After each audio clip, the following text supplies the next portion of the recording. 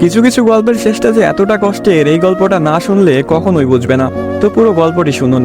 একটি 19 বছর বয়সী মেয়ে তার প্রেমিকের কাছে গিয়ে বলে, আমার 20তম জন্মদিনে তুমি আমাকে কি উপহার দিবে?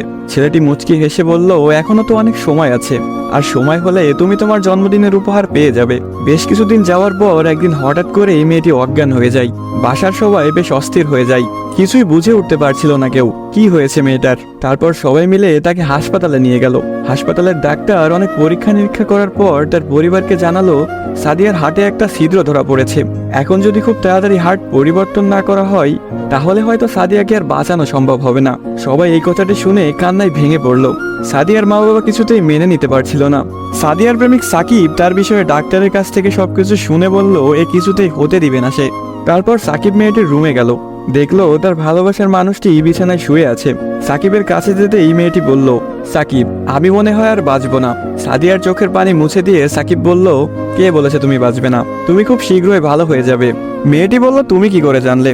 ডাক্তার তো বলেছে আমার হার্টে একটা ছিদ্র ধরা পড়েছে, আর আমাকে বাঁচানো সম্ভব না। ধুর পাগলি, তোমার কিছুই হবে না, দেখো তুমি ভালো হয়ে যাবে। এভাবেই বেশ কিছুদিন যাওয়ার পর সাদিয়া সম্পূর্ণ সুস্থ হয়ে যায় এবং বাসায় ফিরে যায়।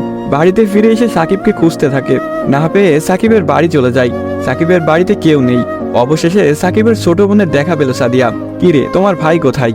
সাকিবের বোন কোনো কথা না বলে হাতের ইশারা করে সাকিবের রুমটা দেখিয়ে বলে উঠল, টেবিলের উপরে আপনার জন্য একটা চিরকুট রাখা আছে।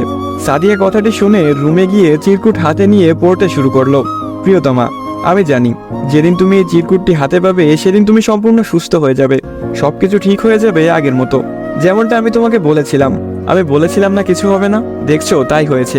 তুমি আমার কাছে 20তম জন্মদিনের উপহার চেয়েছিলে না? অনেক ভেবেছি, কিন্তু তোমাকে কি উপহার দিব ভেবে পাচ্ছিলাম না। তোমার অসুস্থতার কথা যখন ডাক্তারের কাছ থেকে শুনলাম, যখন বললো একটা হার্ট খুঁজতেছিল, তখন মনে হলো তোমার জন্য এর চাইতে ভালো কোনো উপহার হয় না।